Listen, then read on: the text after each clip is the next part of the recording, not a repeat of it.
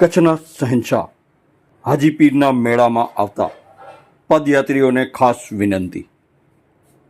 કચ્છ હાજીપીરના મેળામાં four wheel વાહનો લઈને આવતા લોકોને ખાસ વિનંતી કે વ્હાઇટ રણ થઈને જવું નહીં। આ રોડની બિસ્માર હાલત તમે વિડીયોમાં જોઈ શકો છો।